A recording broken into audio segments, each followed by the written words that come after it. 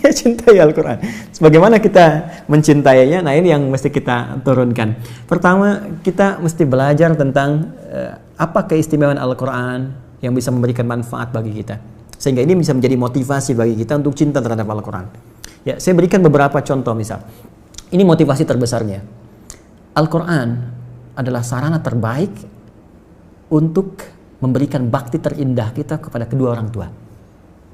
Ini hal pertama yang saya tanamkan pada jiwa. Bagaimana saya mencintai Al-Quran dengan menjadikan motivasi itu untuk memberikan persembahan pada orang tua. Ayah, kan, yang telah berusaha maksimal memberikan yang terbaik untuk kita. Di ujung nafasnya bahkan memeluk minta maaf karena tidak bisa mengantarkan ke pesantren. Kan? Ibu berjuang dengan darah, keringat, air mata, memberikan yang terbaik. Ya, sampai harus meminjam untuk anaknya supaya bisa belajar. Ya, makan dengan keadaan terbatas. Lalu kita mencoba apa yang bisa kita berikan. Ya, karena kalau cuma dunia, orang nggak beriman pun bisa berikan itu. Saya ingin pemberian saya sifatnya abadi. Saya ingin istimewakan orang tua saya bukan hanya di dunia, tapi saya ingin tunjukkan kepada seluruh makhluk langit dan bumi ketika dihisab. Ini persembahan saya untuk ayah yang telah mendidik dengan luar biasa. Untuk ibu yang telah berjuang dengan luar biasa. Saya ingin tampakkan di hadapan seluruh penghuni langit dan bumi dengan anugerah terbesar yang Allah bisa berikan pada seorang anak untuk orang tuanya. Dan itu tidak ada yang lain kecuali Al-Quran.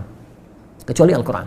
Di Quran surah ke-13, Ar-Ra'd ayat 23 sampai 24, Allah langsung berfirman, Jannatu adnin yadkhulunaha wa man salaha min abaihim wa azwajihim wa dhurriyyatihim wal malaikatu yadkhuluna alaihim min kulli bab salamun alaikum bima sabartum fa ni'ma uqbad dar.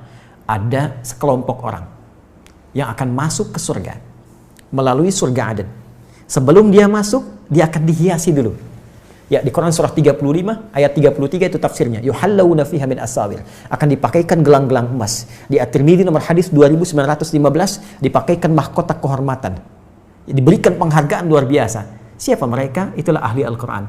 Sampai Qurannya berkata, Allahumma halli ya Allah, hiasi orang ini, bedakan dengan bukan ahli Quran. Ya, berikan ia mahkota, berikan ia jubah kehormatan. Lalu yang paling menarik, setelah itu diperintahkan kemudian dipanggil kedua orang tuanya dan diberikan mahkota yang sinarnya lebih dahsyat, lebih terang dibandingkan sinar mentari yang masuk ke dalam rumah seseorang. Lalu dipakaikan oleh anak itu di kepala kedua orang tuanya. Digandeng tangan bapaknya, tangan ibunya, pasangan hidupnya, anak keluarganya. Ternyata amalan itu bisa memberi syafaat langsung kata Allah kepada keluarga besarnya. Dan ketika digandeng, diparadekan oleh Allah, disambutlah wal malaikat yadkhuluna alaihim min kulli bab. Semua malaikat penghuni surga berjejer di setiap pintu surga menyambut orang ini beserta rombongan keluarga besarnya untuk masuk ke surga tertinggi. Salamun alaikum bima sabartum fa ni'ma uqbad dar. Dan malaikat mengatakan, "Selamat. Kamu sabar menjadi ahli Quran saat di dunia. Selamat. Kamu berusaha menghafal. Mungkin kamu penat di malam harinya. Mungkin kamu capek di siang harinya. Mungkin ada orang mengatakan apa yang kamu lakukan dengan kesibukan kamu saat ini. Tapi satu ketika malaikat berkata, silahkan nikmati tempat terindah yang belum pernah dijamah oleh siapapun karena kesabaran kau. Dan di antara yang paling dahsyat, kita tidak menjadi soleh pribadi, tapi kita menjadi soleh sebagai seorang anak yang bisa membahagiakan kedua orang tua. Itu motivasi yang paling besar. Yang kedua, Nabi menyampaikan, khairukum man ta'allama al-Qur'ana wa 'allamah. Tidak ada orang baik, kata Nabi, menjadi puncak terbaik kecuali ahli Quran. Orang yang mau belajar Quran dan mengamalkannya. Karena itu di Quran, surah ke-35 ayat 32, Allah menyifati orang yang belajar Quran dengan benar, orang yang akan bertransformasi menjadi seorang yang sangat mulia. Ya, thumma awrathna al-kitaba alladziina istafaina min ibadina faminhum zalimun li nafsihi wa minhum muqtasid wa minhum sabiqun bil khairati bi idznillah. Ahli Quran yang benar, hafid yang benar, maka dia akan jadi pionir dalam setiap kebaikan. Makanya saya sering katakan begini, kalau ada ahli Quran baru baca saja, ya, terus dia menghafal, ya, taruhlah jangan katakan hafal 30 juz, hafid.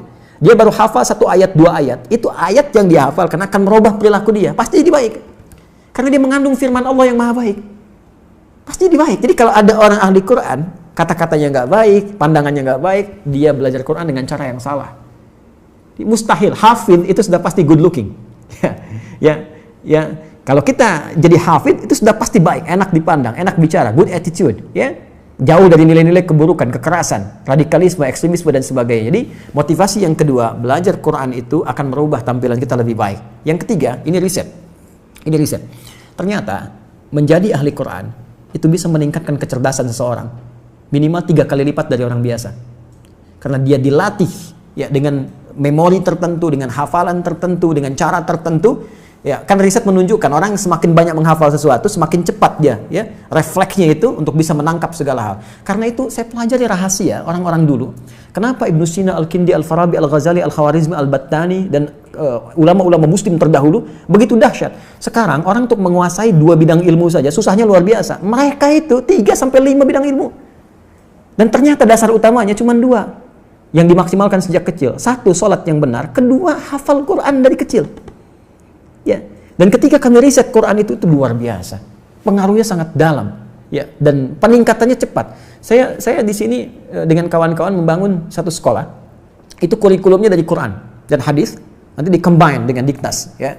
Kita turunkan, jadi setiap ada pelajaran Diknas, misalnya matematika nih, belajar tentang misalnya bangun ruang, ya, atau dimensi tertentu. Ini ayatnya apa nih yang sesuai?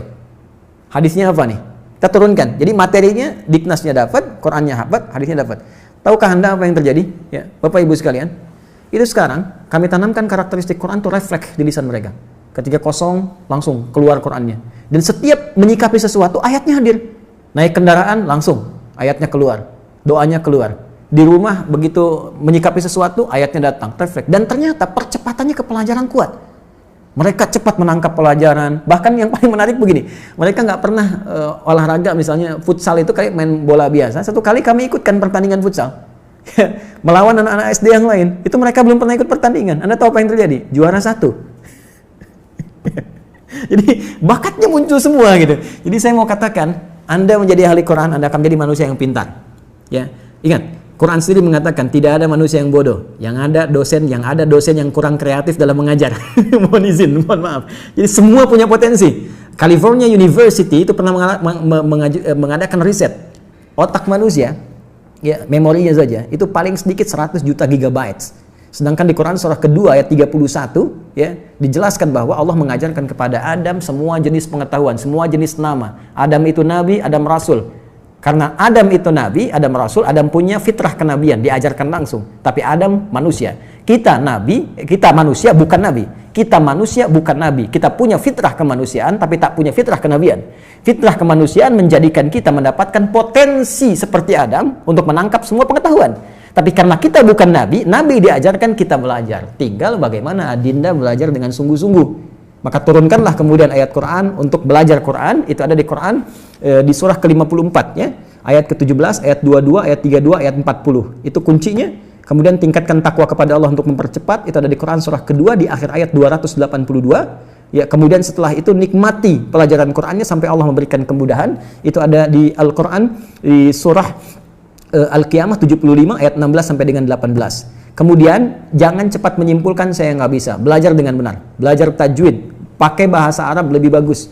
Karena di situ ada pahalanya langsung. Ya, dan kita bisa belajar lebih banyak lagi. Sabar, bersabar. Nabi aja 23 tahun. Masa Anda 23 hari pengen cepat selesai? Ya, bersabar. Karena ahli Quran dilihat dengan ikhtiarnya. Bukan berapa banyak Quran yang Anda dapatkan. Kalau untuk menjadi jembatan supaya Anda bisa baca, dengan Latin nggak ada masalah. Tapi jangan jadikan kebiasaan. Itu pengantar supaya Anda bisa membaca dengan Arabnya. Di situ nanti Anda mendapatkan makna-makna yang lebih luas dibandingkan dengan Latin. Karena ada perbedaan di situ, perbedaan tersendiri yang tidak ditemukan kecuali dengan menggunakan bahasa Arab. Ya, Allah Ta'ala a'lam bis-shawab.